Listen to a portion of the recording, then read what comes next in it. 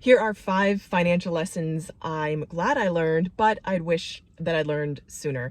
So I've done a lot of learning and growing in my financial journey, and I feel like I had been asleep for a long time, but once I woke up, it was like I kicked into high gear. So I am not where I want to be financially, but I'm in the best financial shape that I've ever been in my life. And just over the past 5 years, my net worth has tripled, and that's purely due to my investments and the gains on those investments. So while I talk a lot about, well, I'm not where I want to be, I feel like I don't give myself enough credit for how far I've come. And when I reflect on my financial journey, these are the 5 things that I wish I had known or been willing to pay attention to sooner. So lesson number 1 is to pay attention. And at least in my case, it was really easy when I didn't feel like I had a lot of money or I would ever have a lot of money. It was easy not to pay attention, not to know my numbers, not to be focusing on my income and my expenses and be balancing them out against each other. And that's how I got into a lot of debt. And I feel like just not paying attention in that drift is how you can dig yourself into a hole. That's how I dug myself into a hole. So the number 1 thing I wish I had paid attention to sooner, or that I'd learned sooner, is to pay attention to my numbers, even or especially when they're not what I want them to be. And that goes even now. I can find myself drifting a little bit in my reconciling of my budget, that I've started doing that again. Now I'm really seeing areas where I can add to my savings and increase where I'm cutting back. So cut back a little more, but also spend a little bit more strategically. So paying attention is always a good thing, no matter the situation, even when it's hard, or especially when it's hard. So thing number 2 that I wish I had learned sooner is to make a plan, even or especially if you're not in the greatest place or you feel like you're not in a good place. Making a plan is a great way to address a situation that you're not really that you don't feel the best about. Even if you are in a great situation, making a plan is essential. So there are 2 quotes that I think of when I think about planning.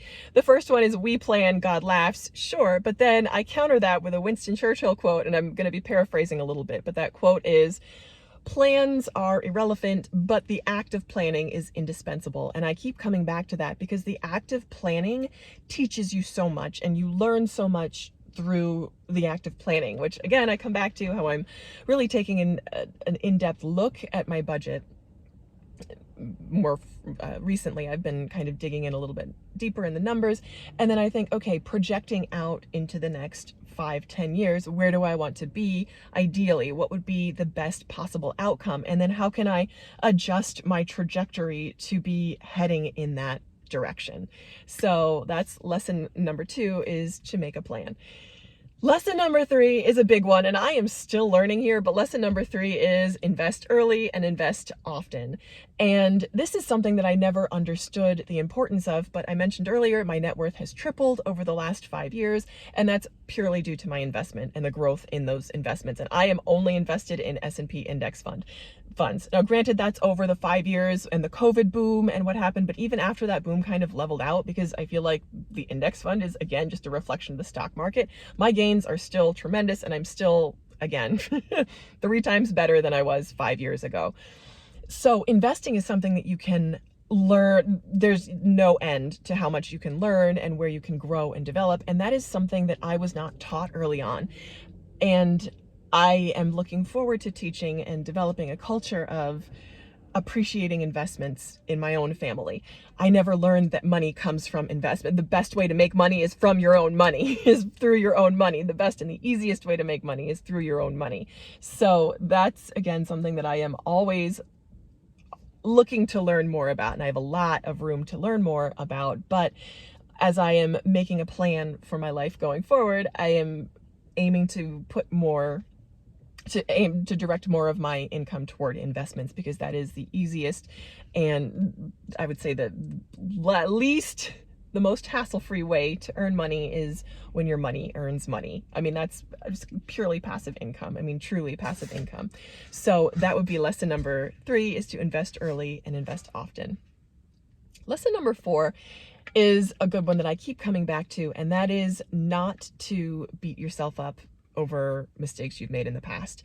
And that's such a big one, because I find for myself, and I see it in other people too, if something doesn't go the way you want it to go, or let's say like one small thing happens, like, I don't know, say you decide to close an investment account or close a pension or something, and to cash out a pension, and maybe it's not, it's not the best idea. Using that one thing that maybe wasn't the best move, it can kind of be a domino effect, and it causes a spiral of despair, right? It's either denial or despair, and it leads to other bad decisions, which lead to other bad decisions, and then that starts to affect your identity and who you think of yourself as. And again, I come back to this for myself, is saying, okay, I didn't invest as much as I would like to, but I have a plan to get to where I am. And this is the type of person that I am. I am resilient. I am resourceful. I am creative. I am someone who can seek out and use information. I am someone who can learn and grow from their mistakes and the positive things that they've done. I've had this achievement, and look, my net worth has tripled in the past 3 years. And I try to find information that supports the vision of myself that I want to build, versus the default beating myself up and kind of allowing that to let me abdicate responsibility for the other decisions in my life that I have upcoming. So I think that key to not beating yourself up over past financial mistakes is a good self-image and a good self-identity of yourself. And again, that's something that I fight to tell myself every day, in saying money affirmations and positive affirmations, and then finding actions and evidence, hard factual evidence that I have. Like, look, I built this portfolio up, from zero to where it is now, and looking at the positive outcomes that I've seen in my life to support the positive self-image of myself. And that's something that I fight to do on a daily basis, and I don't talk about enough. And I feel like that's something that I aim to do more in the future. So that was the 4th lesson that I wish I'd learned sooner, but I'm glad I learned it all. And then the 5th lesson is to surround yourself with people who are smarter than you. And this is something I'm still learning and continue to learn, and it's exciting. Just recently, and in the past 5 years, I feel like I've met some really great people who, especially in the area of investing, know a lot more than I do. And I love to hang out with these people. I love to be in contact with these people. For the most part, these people are a lot older than me. Sometimes they're younger, but I love talking to people who are smarter than I am and who know more about investing. It's not hard. I know the basics, but I love to learn more. And sometimes it's easier to hang out with people. Let me back that up. It's building this identity of, for me, myself as someone who's investing, and someone who is an investor and is smart and savvy financially, and then hanging out with other people who have that same identity. And it can be tough, because if that's not a natural identity for you, for me, it takes work, because these are people that are doing better than you are, and you're like, okay, this is something I want to build and cultivate in myself. So I think of it as a privilege to hang out with people like this, and to spend time and interact with people who know so much more than I do in the area of investing. So that's something, again, that I want to cultivate more. I wish I'd learned that sooner, but I'm glad I've learned it at all. Okay, so that's what I got for you. Those are the 5 money lessons that I'm glad I learned, but I wish I'd learned sooner. Let me know in the comments what lessons you've learned and you're glad that you've learned. I'm excited to hear what you have to say. So thank you so much for watching, and I hope you'll keep watching. Bye.